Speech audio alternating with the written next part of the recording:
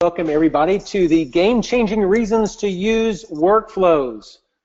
We're going to start here in just a few seconds. Wait as people get online. Kendall, want to say hi real quick? How are you doing? Good morning, everybody. How y'all doing? Or if it's not morning for you, translate that to whatever your time zone is. I just heard the lunch bell here. Every day we have a siren that goes off for lunch. Big farming community. It's a big farming community. So there are lots of notations that, hey, it's lunchtime for the farmers to come in.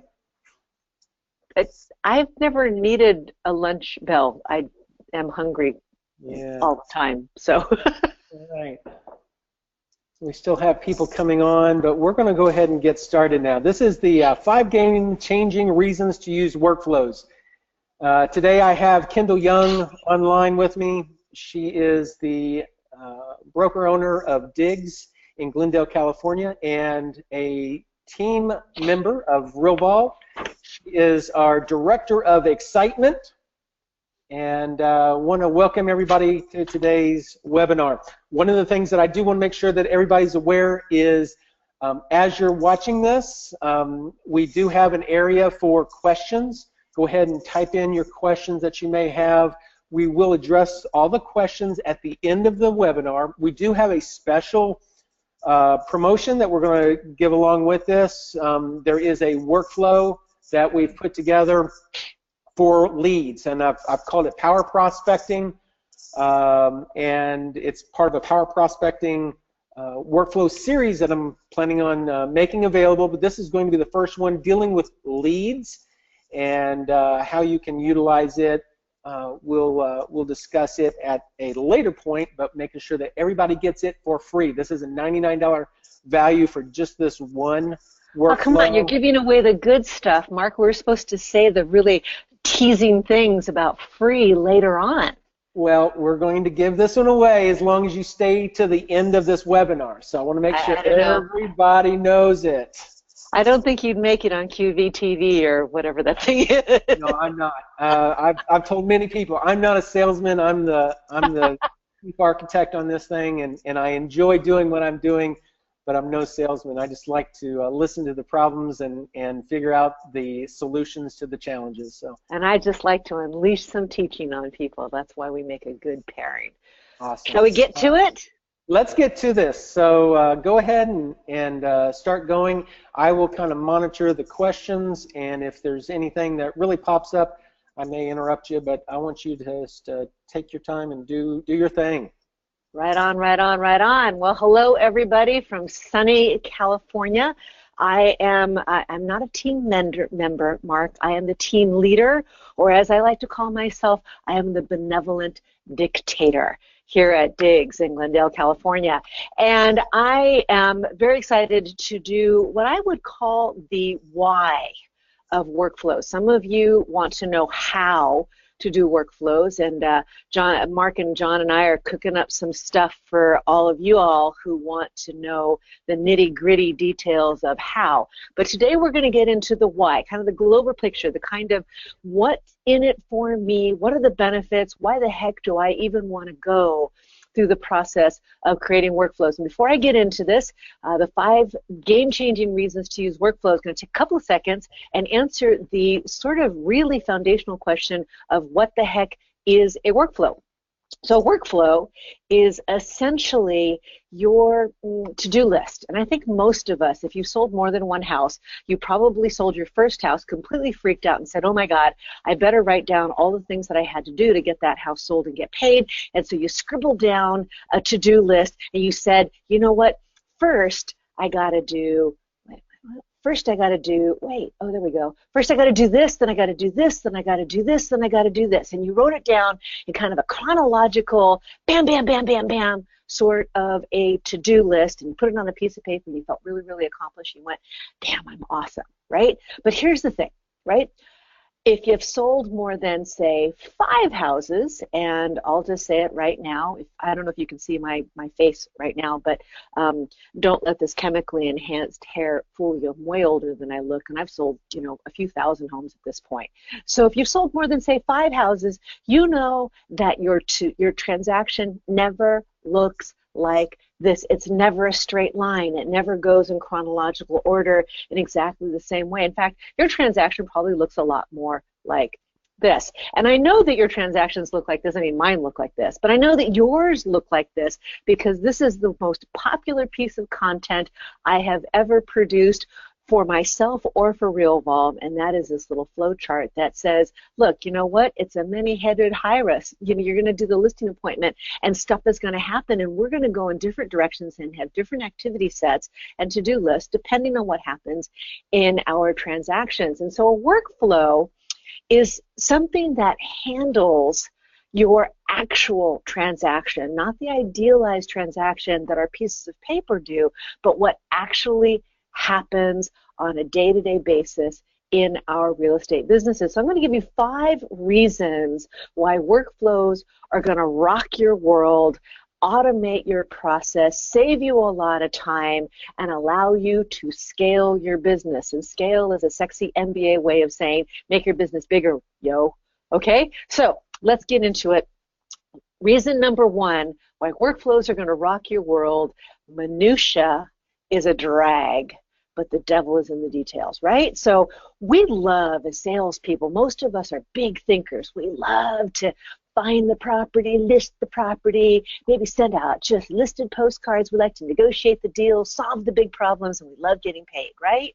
But in order to get paid, somebody, and most of us are kind of wishing it wasn't us, but somebody has got to do the minutia. What's the minutia? The minutia is like getting the second set of initials on the contract, right? Minutia is getting all of the papers that your broker wants you to have in the file. What a drag, all those papers, right?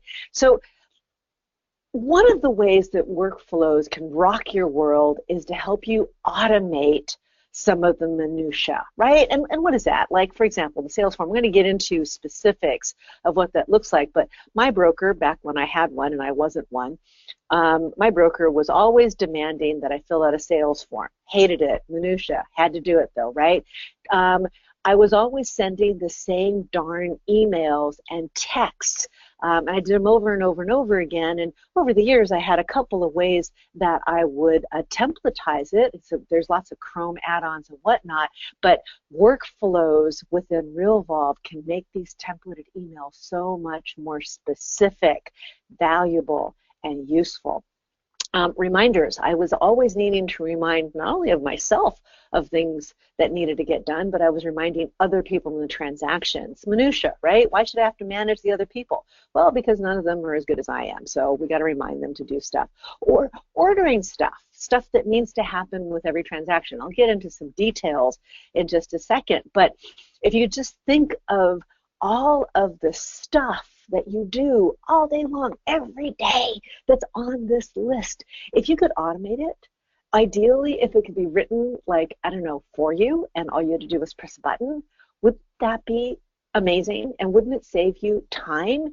And if it was automatic, couldn't it be done by somebody other than you? Yeah, okay. So one of the things that I love about using Realvolve as a overall system, but it's also part of our workflows, is the concept that we type it once and use it everywhere. If you're like me, I have an allergy to typing in data more than once. It's such a waste of time, and I don't have any time to waste, right? So I mentioned at the top of this section the sales report form. So this is a copy of a sales report that I had to fill out for my last broker, but I've been doing this for I've had gigs for 2.5 years. So I've been doing this for 27.5 years, filling out the stupid sales form. If you're lucky, your broker is at least giving you a fillable PDF, but many of you are not lucky. You actually have to find a stupid typewriter to do this on.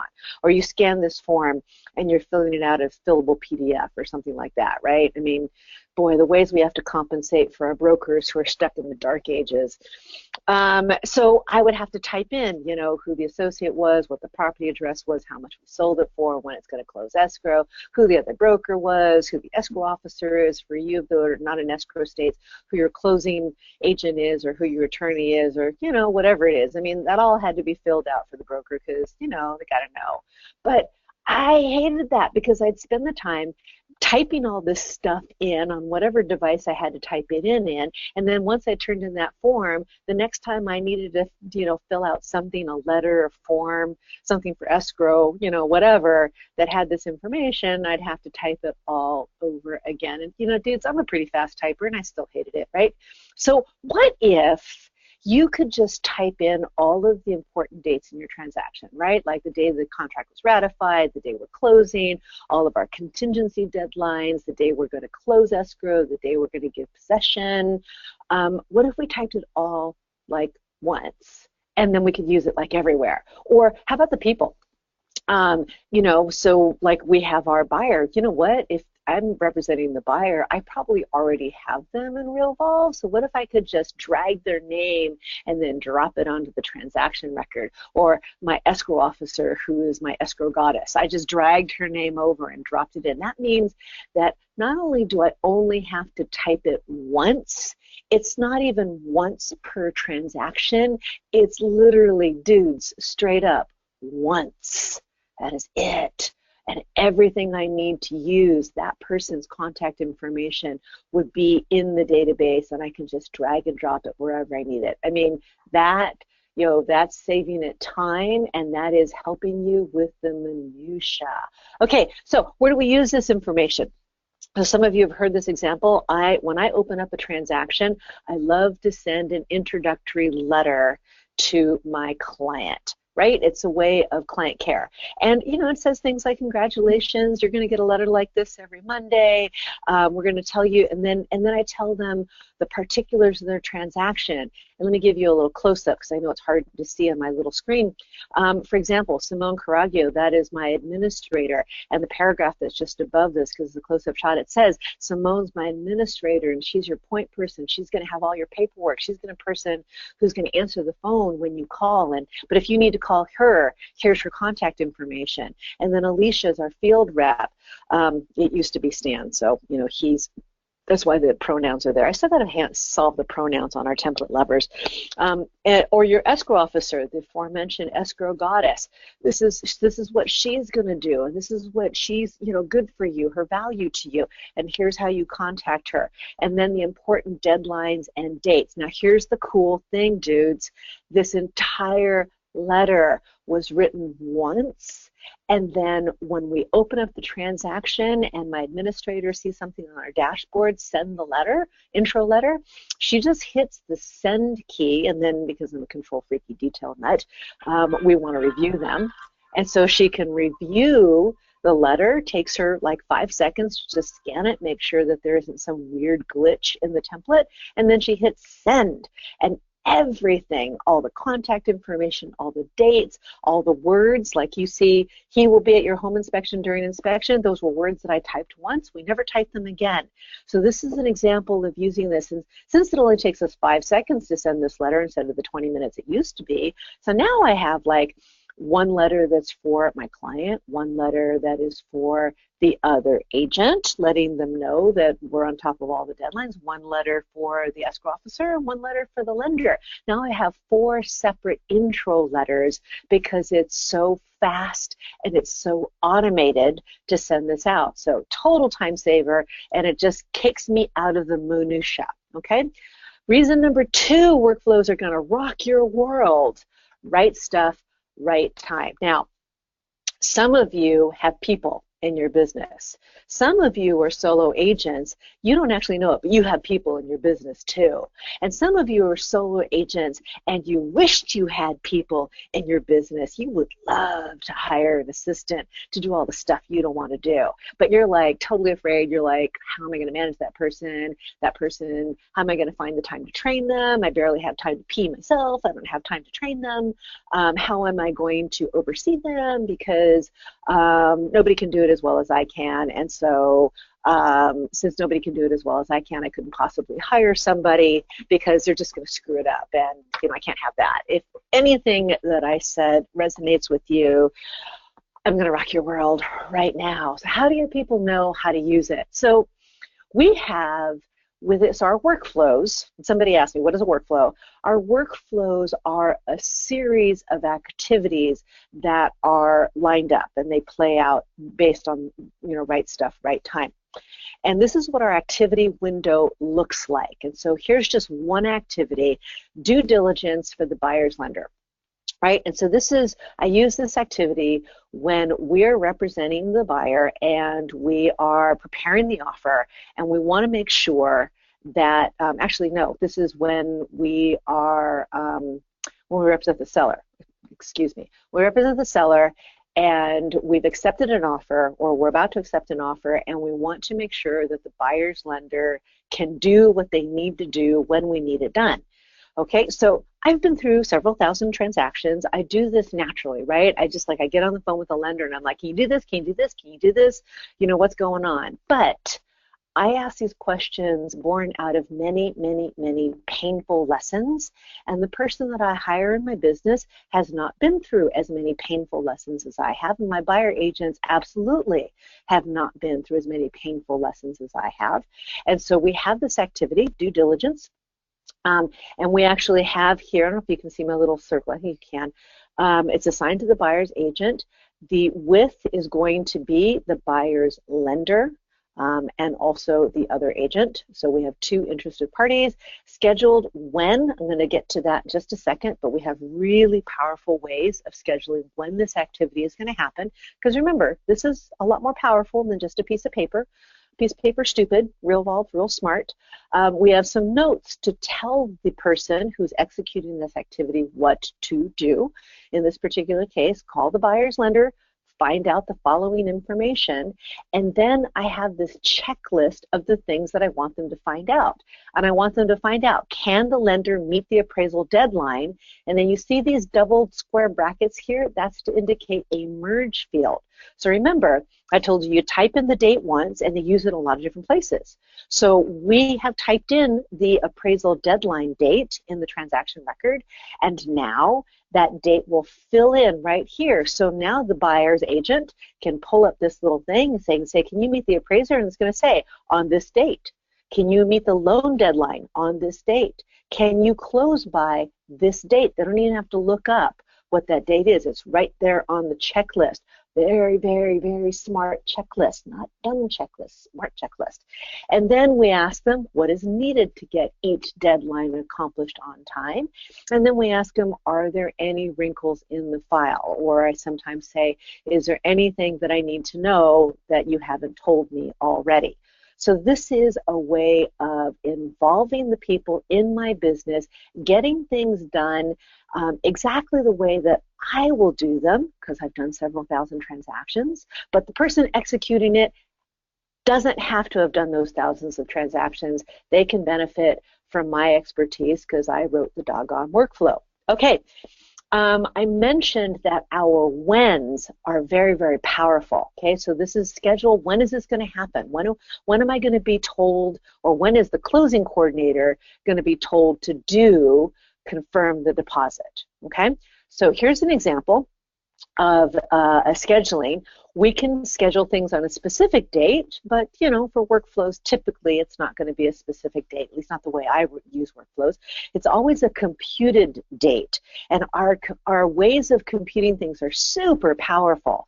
So in this particular case, in our contract out here in California, our initial deposit, the boilerplate says the initial deposit is due 3 business days from the ratification of the contract. And so we have 4 days after the ratification. Now, if we ratify it on Friday, this one might not show up on the exact day, but it'll be very, very close. 90% of the time, this is super accurate. And so 3 days is when we're supposed to have it done. On the 4th day, my closing coordinator will get a reminder to send an email to escrow saying, hey, can you confirm that the deposit is in escrow? Please hit reply. Okay, so that's an email. She doesn't have to write it. She doesn't even have to reference the transaction or the escrow officer or anything. She just hits the send key, right?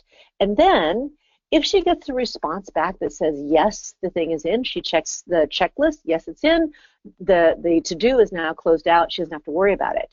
But if she gets a reply back that says, nope, we didn't get the reply, or if she doesn't get a reply at all, you know, that's possible if it's not the Kristen, then she can send this letter, which is the deposit is not in. Again, it is already addressed to the right person, already references the escrow number and the street address of the transaction, and this one will go to the appropriate party. So that will, the party will depend. If we're representing the seller, that will go to the buyer's agent. If we represent the buyer, that letter will go to the buyer. And essentially it says, we see that your initial deposit has not yet been deposited into escrow.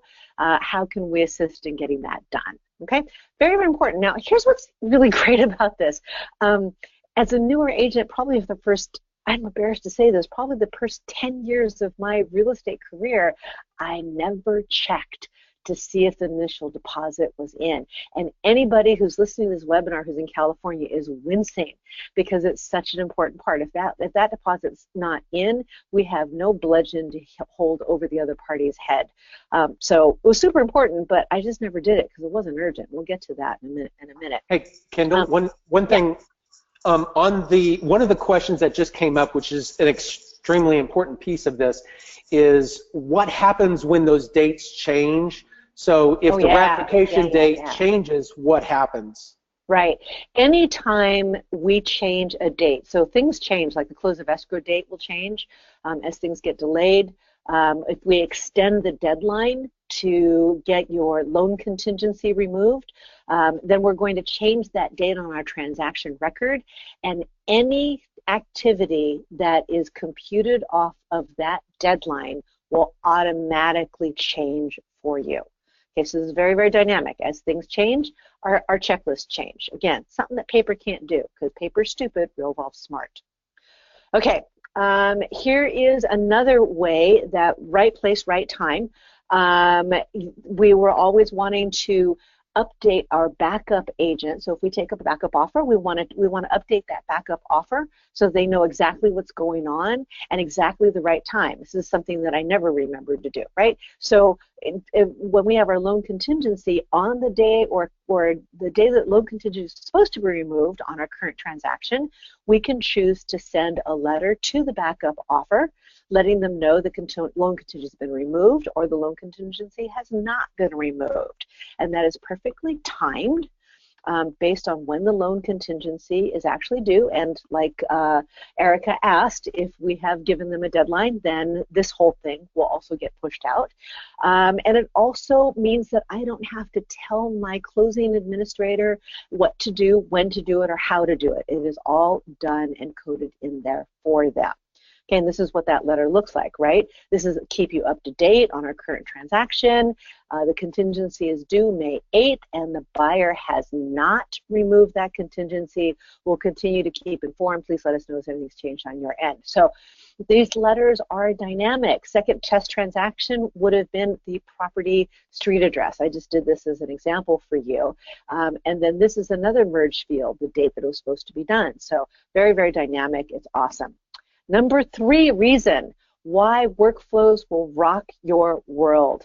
Fires belong in a fireplace, not in your hair. Now, anybody who's listened to any of my webinars, you know that I have just an allergy to the agents who run around all day long with their hair on fire. You know these agents. You've had the unfortunate position of being on the other side of a deal from the agent with their hair on fire all the time. But of course, none of you have your hair on fire. You don't, because you like details. That's why you're on this webinar today. So congratulations for being that person who has the calm, cool, collected, calming influence on every transaction. But workflows is a huge way that helps you to continue to maintain your gracious equanimity and to not have your hair on fire. How do we do this? I believe that there is a lot of stuff in every transaction that's non-urgent. So have any of you read The 7 Habits of Highly Effective People? Raise your hands. Oh, wow. I can see your hands being raised. Awesome. Those of you who have not read that book, that is required reading, in my opinion, if you want to be a non-hair on fire sort of person.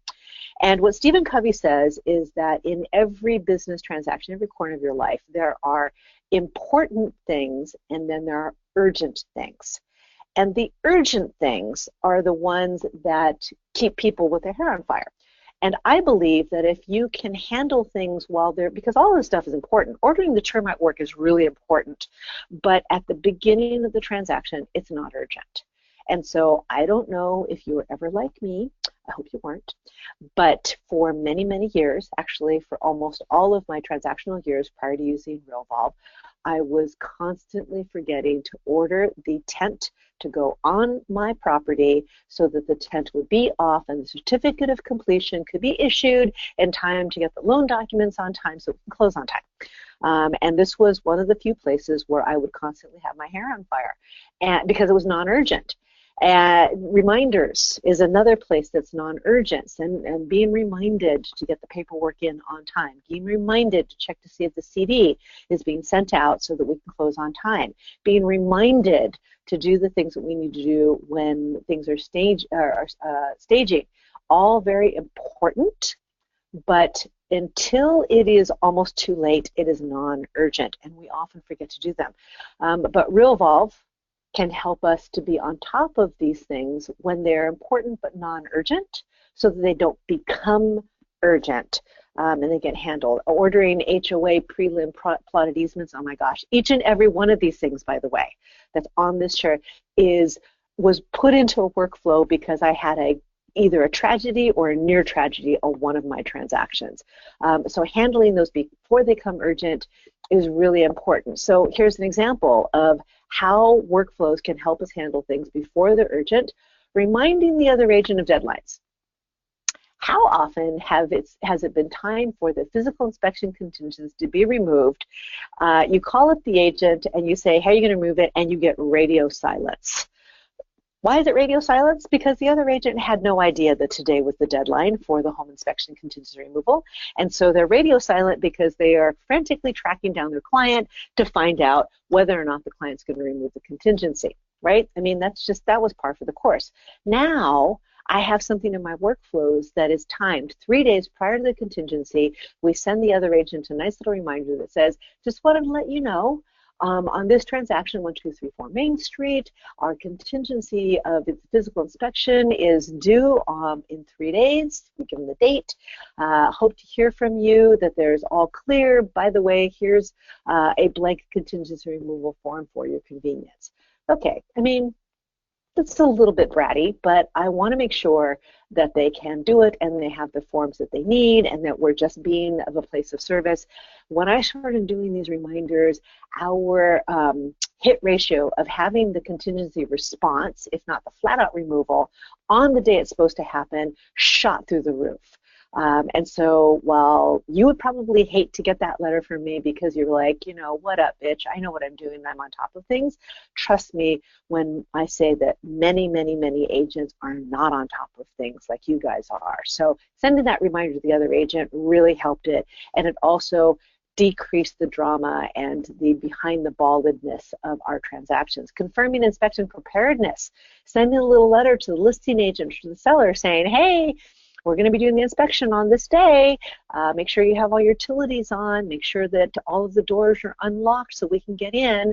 Again, nothing in my workflows is there because I just thought of it. It's because something went sideways on a transaction somewhere. There was a garage that had a padlock on it, and I couldn't get the padlock off, and the buyer refused to remove the inspection until they got to inspect the garage, and it was an unholy mess. We won't talk about that. So, confirming that it's prepared for the inspection has been important. Reminding the lender of their deadlines. You know, newsflash, not all lenders, you know, especially the big guys, really give a rat's patootie about our deadlines. They really don't. They could care less. So sending them a friendly little text message or email saying our loan contingency is due in 2 days has helped us. Okay, it hasn't helped us with Chase, but let's not even talk about that. Or reminding everybody of what our possession date and time is, especially if the possession date is after the close of escrow. Boy, is that a non-urgent, and won't that become a huge problem if we pass the deadline and the buyer shows up and the seller's not out? I mean, yeah, that's bad news bears. Okay, reason number 4 why workflows can rock your life. Improve versus invent, or staying the same. So what do I mean by that? What I mean is that if you've got a paper checklist, here's what happened. And if you're the rare exception, don't get mad at me, but I know that this is the rule. The rule with paper checklists is at some point you sat down, you went through the painful process of putting down all the stuff that you need to do to put a house on the market, prepare your listing presentation, go into escrow when you represent the buyer or the seller. You went through all of that, and you wrote them all down. You patted yourself on the back. You stuck it into a drawer. Your administrator or you pulls it out every time you do one of these processes. You stick it in the Xerox machine. You make a copy, and you staple it to the front of your paper folder. But it's the same doggone checklist that you invented, I don't know, in the Eisenhower administrator. Like, you never really changed it, right? But you learn things with every stupid transaction. I'm surprised, after several thousands of transactions, I'm surprised every single time something new happens, right? So wouldn't it be great if it was super, super easy to tweak that checklist, that to-do list, that template each time? Just a little bit, incremental improvements each time. First of all, that means that your workflow, which is a much better version of your to-do list or your checklist, your workflow is going to improve every single time. Or for the few of you that actually haven't written down even a templated checklist on a piece of paper, dudes, if you don't recognize this, you're inventing the wheel every single time. What a tremendous waste of your valuable time. So a workflow can be improved incrementally every single time you take a look at it.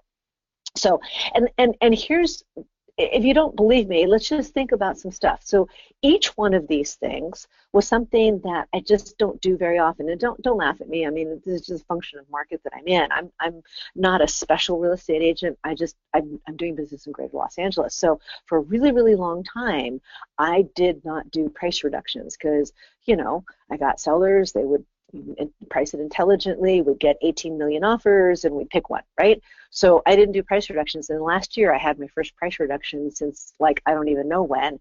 And I realized, oh, this is going to happen. Someday the market's going to change and I'm going to have to do price reductions. So I wrote a workflow for it. So I wouldn't have to reinvent the wheel the next time I did a price reduction. That's an improvement. I mean, yeah, I invented it once, but then now it's done. That's an improvement. Putting something back on the market when a deal falls through doesn't happen very often, but when it does, I don't like it to be a surprise. I don't want to reinvent the world. So I wrote a workflow for putting something back on the market.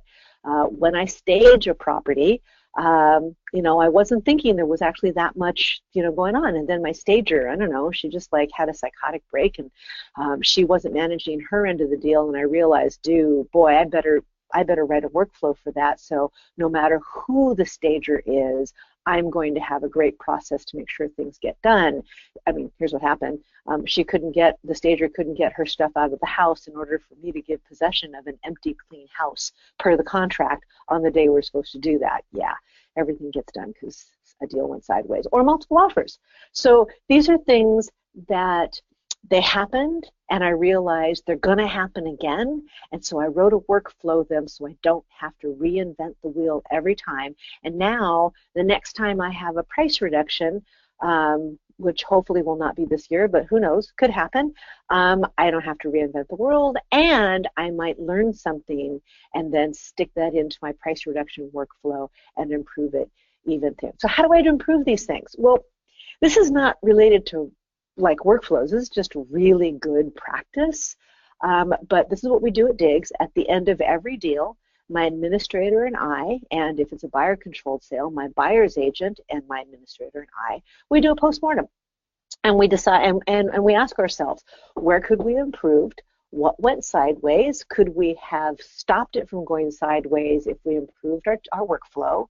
And where might we have missed an opportunity to surprise and delight our client? And can we stick that into the workflow? All right, so the questions we're asking, like for example, when we had a referral, we realized we could improve that process to increase our referrals from that same person. And I just had a phone call yesterday morning. It was so great. It was an agent referral. They called me up and they were so blown away by the feedback they got from their friend who they referred to us, and they were so blown away by the communication we gave to them, because we were checking in with them and we're suggesting, saying, hey, you might want to call your friend because we just cleared this major hot milestone. They're feeling pretty good, right? So they got to get more and more references from their friend that, yes, we're so glad you referred Dix. You are amazing. We love you, right? So good feels all the way around. So referral check-ins, backup offer communication, I already mentioned that. I mentioned that Kristen Hartwick is my escrow goddess. If you're in the greater Los Angeles area, you need to work with her. But there are times when we represent the buyer and we don't get to call the shots on who the escrow company is, and we've discovered through painful process that the other escrow companies, they don't do what my escrow goddess does, so we have a workflow to just handle the not the Kristen work escrows, right? Again, utilities, access for experience, these are things that went sideways and we added to our workflow so the next time this doesn't happen. Handling things before they become a problem is a hallmark at Diggs. Last reason why workflows are going to rock your world, loyalty forever. How many of you say during your listing presentation or to your buyers, I want to be your agent for life? First of all, stop saying that. Nobody wants to hear it. It's become a cliche and it makes you sound like an idiot.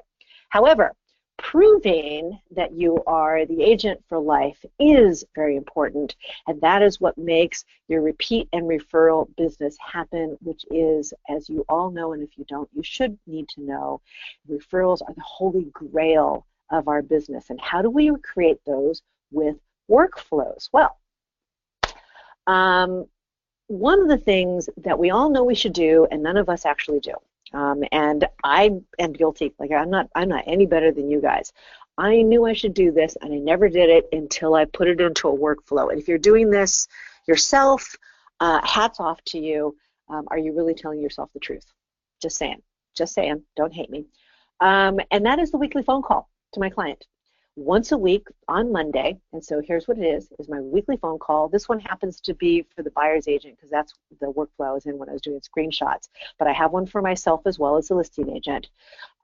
We have a weekly phone call that we need to make to our client. So it's a call. There's no checklist because it's really just making a phone call and letting them know what has happened and what will be happening in this week. And what's great about that weekly phone call is it becomes a routine that your client expects, that creates trust. It creates a perception of great expertise. It also creates a great perception of value. And what's really funny is that after the close of escrow, I will often call the client after the close, after the possession, we're all done, and I will call them usually one more time, and I'll say, as I always do every week, hi, it's Kendyl, this is your Monday afternoon phone call. And they'll say, wait, what? And I go, just kidding. I know we've already closed. I figured you were missing me, so I'd give you another call on Monday. And they laugh because they have come to depend on that weekly phone call. And dudes, I never did this until I was working off of my Realvolve dashboard, and my dashboard would say, call these people this week right now. So I loved it, and that's what I do. It is creating loyalty forever. And my referral business has really gone up. So another way to create loyalty forever is my weekly transactional emails. Now these go out every week of the transaction. Again, I've been through several thousand transactions. I know to the nth degree what they are going through, what they're experiencing, and what's happening. It's not even just about the transaction. This one's my favorite one because it's a bit cheeky, and I'm a bit cheeky. That says, welcome to week 2 of your transactions. By now, you've told all your friends and family about your new house. Has anyone thoughtfully shared their horror stories with you yet? Now, come on. You know that this is happening. Great Aunt Mildred has just told them a horror story. Their next person over in the cubicle farm that they live in has just told them about the better deal that they have or the deal that they lost. Well, it doesn't really matter, but everybody is giving them their helpful, quote unquote, advice. And I'm telling them that it's okay. We've got you covered. We know what's going on. And these weekly emails that are the same but slightly different than the phone calls, because the phone calls are more designed for them to ask me questions and to get out their fears and their anxieties and whatnot in real time. But these emails are just also an enforcement of what's going on. They're also my backup in case I don't make those phone calls because I'm traveling or I'm sick or just my life is too chaotic on Monday. That does happen once in a while. I've got these in. This is creating such a perception of expertise and I've got your backedness, I don't know what else to call it, that your referrals will absolutely increase with something like this. So there you have it. Those are 5 amazing reasons that workflows will rock your world. I know I've answered some of your questions in terms of how do I get my team to buy in. You get your team to buy in, 1, by being a benevolent dictator like myself. It is not an option. They've got to do it. If they work for you, if you pay them, they got to do it. Your buyer's agents, that depends on the culture of your team. But your staff, your paid staff, they've got to do it. That's all. That's it, period. That's just what you have to do. And then number... Kendall, on that, the real thing about getting your team members, especially the administrative people, to utilizing the workflow or the software itself is using those workflows for the checklists. What do they have to do? They have to follow the checklists, right? Otherwise, they don't get paid. Well, it's so much easier. They don't really have to learn everything about the software. All they have to do is each day look at their calendar. What do I have to do today? And it tells them what they need to do. It also gives them the checklist. Exactly the way you want them to do it and when you want them to do it. But before we get further into the weeds, why don't you tell them what I was trying to get you to, why don't you give them the good stuff, Mark?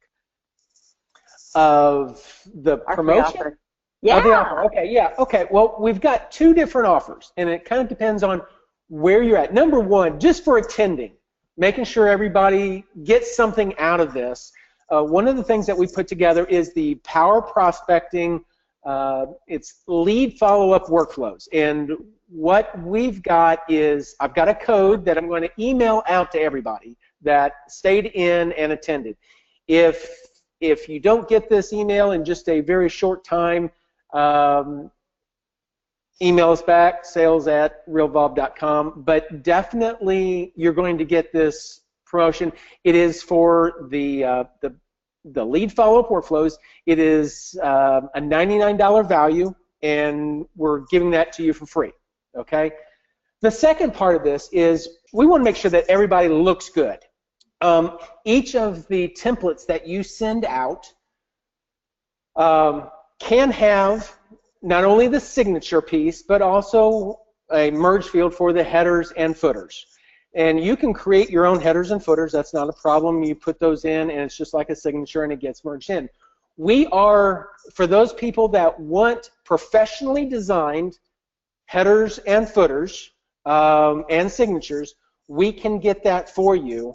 And what we're doing is for those people that get on the annual subscription, they're changing from a monthly plan to an annual plan during and have watched this webinar for the original webinar. Contact our sales team and you'll get the header, footer, signature template.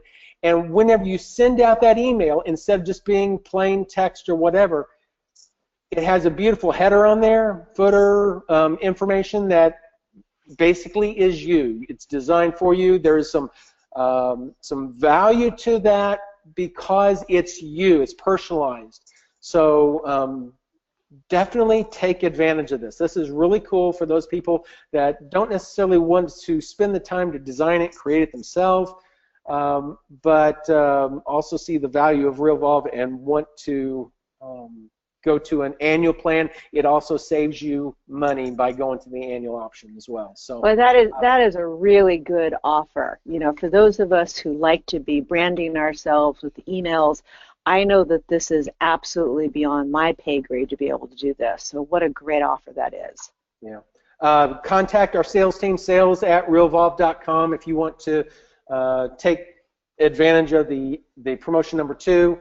But you will automatically, whenever you check your email in the next hour or so, you should be getting an email that gives you the code for installing the workflow. And that workflow is really, really nice. It is for the lead follow-up. Kendyl designed it, and then I went in and made some tweaks to it. And one of the things that Kendyl showed on her existing piece, and I want to bring this up because this is something that you just don't find in other applications. It's something that we have within this, within Realvolve, and something that I designed into it. One of the things that we've included is even the ability to do pronouns, and you get this. This is one of the templates that you get whenever you're sending out this email that basically is letting the lender know that you're sending them a lead. When did you do that? Yeah, I took care of it. Dude, that's awesome. So what happens is this will come up and say, hey, we just sent you an email to, or we just sent an email to, and whoever the mailing name is of that person, John and Mary Smith. Suggesting that, and then here is a pronoun option that is a merge field. It looks to see, are they married? If they are married, it uses the word they. If it's a male, it'll use he. If it's a female, it'll use she. So if it's an individual, this is a dynamic template that goes through the process of building your workflow for, or building your message for you to be very personalized. Dude, working with you is like Christmas every day. You keep giving me stuff. I love this. Thank you. The other thing that I did correct, and I want to make sure that you guys know this, is whenever you're setting up an email workflow, you have 2 merge fields. One is a merge field for the workflow contact. Who did I set this workflow up for? And the contact that this email may be going to. And there is a different front part of this merge field. In this case, I'm sending this to the lender. So it'll say, hi, whatever the lender's name is, hi, Gary. And the workflow contact is the person that the workflow was started on, which could be John and Mary Smith. So you want to make sure that you're using the correct merge fields. One of the templates that you had in there originally was just using contact workflow, and it would have sent the lender his own information. So be careful on that one. There you go. Stuff that's sometimes above my pay grade. There is a question here that I wanted to address, or at least part of the question from Morgan. Said, any tips to implementing workflows, and how quick does this start to turn around your process? So I have a story. Many of you guys know this. This is how I got actually involved with Realvolve to begin with. When I first sat down and figured out what Mark had created, and I'm a little obsessive compulsive, so I did a huge sit down and I banged out my 7 basic workflows in one sitting. I finished those right at about the time that I had a huge shakeup in my business. My lead administrator, my only administrator, quit. I took on 2 brand new agents, and I opened up an independent office, pretty much all in the same month, because, you know, life is weird that way. And because of the workflows, I was able to get everybody up, running, trained, and efficient, and we doubled our business that year relative to the year prior. Now, that many things blowing up in your face generally would take your production down. But because of the workflows that I had, it actually doubled my production, and I did not have my hair on fire. So once the workflow is either written or purchased, because you can do either one, right, Mark? Then, right, because you can write your own, which is the gold standard, and it has all kinds of benefits, but does take a lot of time and effort. Or if you purchase workflows, you can either purchase, we have a workflow library. You can think of it like the App Store for Apple users, where you go in, and some of them are for free and some of them are premium and that you pay money for. Mark is going to show you our library there. So we've got a lot of them. And, you know, we don't do, us as in the Realvolve company, we're not involved in any of these except for the ones that I've given to the company to use. So there's contact information for, you know, the people who wrote these, like TJ Martin. Here's a premium one. If you want to know what TJ Martin's workflows are, then you need to contact TJ Martin or Mark Boyland right there, his listing package. There's a description there, and if you want more information about it, his contact information is down there at the bottom. You have to contact him to find out what it's all about, and, you know, and how to go about purchasing it and buying it. The Digs Suite is something that I gave to the company, to Realvolve, to sell. So those are the only workflows that we as a Realvolve company are involved with selling or making, as we are for this particular webinar, as a premium, right? So, so that's how you implement them. You either buy them or acquire them because they're free. You install them, and you can also write your own. And the turnaround on your business will depend on the workflows that you apply to your account, but I found it to be utterly immediate, absolutely immediate. Absolutely.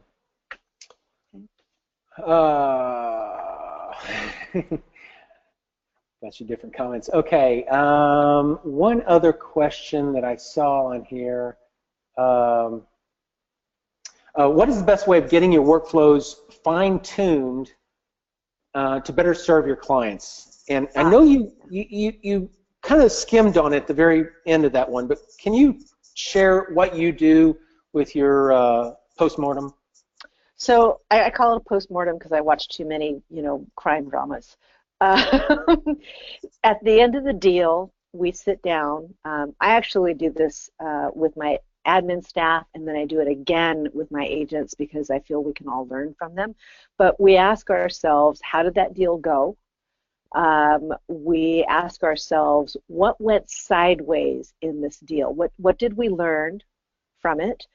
So the lessons can be anything from never work with that lender again to, you know, if we had just reminded the seller about X, that horrible thing wouldn't have happened.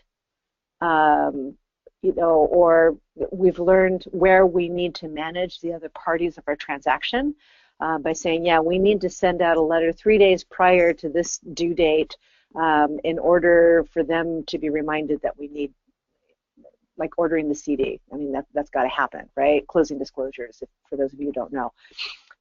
So the postmortem is about that. And then the last question we always ask ourselves is, where did we miss an opportunity, or where did we surprise and delight, or where were the wow moments, either that we leveraged, and can we, you know, duplicate that within a workflow, or where was a wow moment that maybe we missed? In hindsight, we could have done X, and that's, and then we add them to the workflow. And sometimes it's the letters. Sometimes the templates we realize weren't as accurate as they could be, right? Or we could add a letter, or we could, you know, change the merge field so that they're better.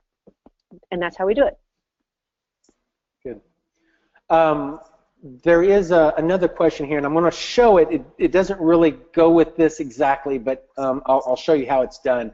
The question is, how do I start a workflow including a third-party member and a certain group in a tag? So on the with field here, this is who, in this case, this is an email. It's just a follow-up email that's being sent out. In this case, it's typically going to go to whoever the workflow contact is. Who is supposed to be receiving this email based off of who the workflow is started on. So if I started on John Smith is going to get the email. But you have the ability in here to say that you want to send it to multiple different people, even people that are tagged with a certain tag. You might have, newsletter. If you wanted to send out everybody that's on your monthly newsletter, then it would just take the email that's in here and send it to whoever is tagged with newsletter. So it'll just be a constantly running thing. If somebody gets added or deleted from that newsletter tag, they would either get it or not get it based off of whether they have that tag or not. The other thing is a lot of times you're wanting to send to a third party, maybe who was this contact referred by. I can come in here and say, who's the party member that referred this contact, and send that email to that person, or text message, or who was it referred to. So if I've got another agent in another area and I want to send this text message or email to that who I sent the referral to, that's how you pick it. So you're just picking the associated person in the with field. Who is this going to be going to from this with field? So hope that answers that question. Yeah. Can I tweak the digs workflow to work with my Canadian systems? Oh, you betcha. Oh, you betcha. Although I haven't found, I assumed that my process would be very, very different from a process in another country. And what I found is not so much. We have escrows and contingencies that are a little bit different, but it's mostly vocabulary than it is actual process. The process and people, kind of the same. You're going to get a loan. There's not a lot of differences to that. I know that you can sell a house without any contingencies, but then so can I, so not real different. However, those vocabulary words are really different. I call it HOA, Homeowners Association. Y'all call it strata or something like that. So it's pretty easy to figure out, though, what my vocabulary is referring to, and just, modify it to have your vocabulary. Yeah. There was another comment, and I want to make sure that we do cover this. Thanks for the training today. I went through the 30-day onboarding training for creating workflows, and I still need more explanation. What do you recommend? We have on our YouTube channel, if you just do a search for Realvolve, we've got a ton of videos that are available. In here, there's a lot of workflow type things. I've created a playlist, or a couple different playlists in the workflow channel itself.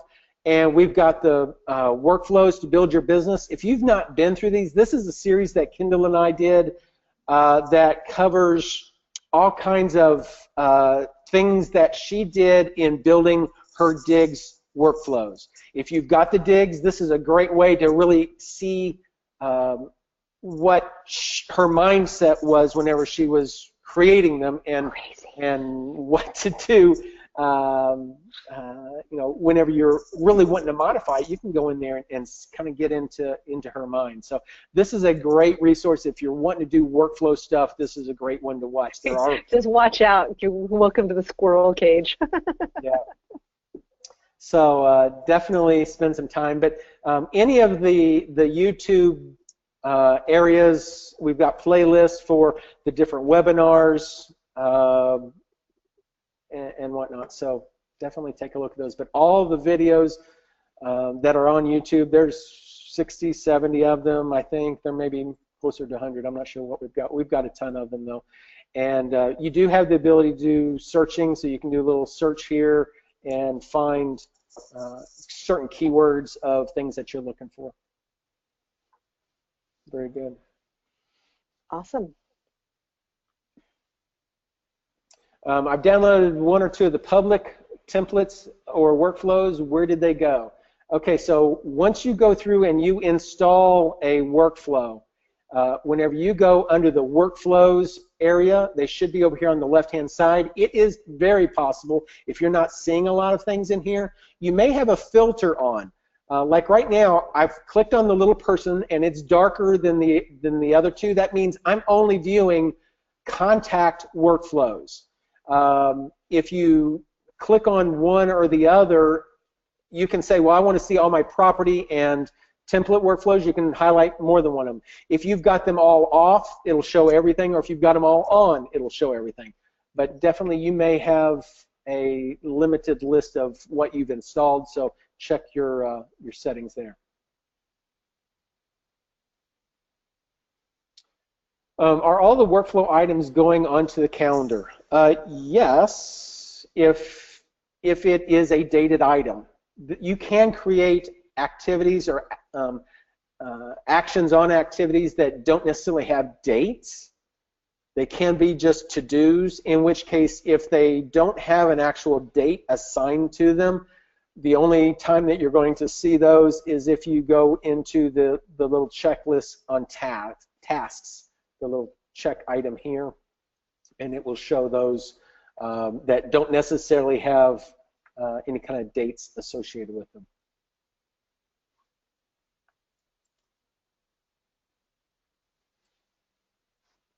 Please talk about with and assign to. I think I did that. I think you did, yeah. Yeah. I'm not sure when these we got so many questions going down them, making sure that we. If you've got more questions about anything, visit our support@realvolve.com is the email, or down at the bottom, live chat support. Make sure that you visit that. Our hour is up, Kendyl. How time flies. Thank you so much for taking your time to share with the community and everybody. I know we've not been able to answer all the questions. We'll try to get through the rest of these, email them. But if you do have, specific questions, let us know if you don't hear from us, and we'll. Hey guys, I got a little favor to ask of all you guys, because you're part of our tribe. If you're using Realvolve right now and you like us, if you're finding value in the product, can you please tell a friend? I mean, I would totally appreciate it. Tell a friend. Let's get this tribe going, because the more users we have, you can see that the product is incredibly powerful, but there's also a lot of moving parts. I'm learning stuff every day from Mark and the guys, and I'm like the alpha user. So if I'm learning stuff every day, everybody can be learning stuff every day, right? So the more users we have, the more ideas we are going to get on how to maximize and leverage this tool to really deliver supreme customer experience. So tell a friend. Let's grow this tribe. Let's make more users. Let's just take over the world. Absolutely. Pinky swear. Love you guys. Pinky swear with me. We love you very much. We'll talk to you later. Bye. Bye, guys.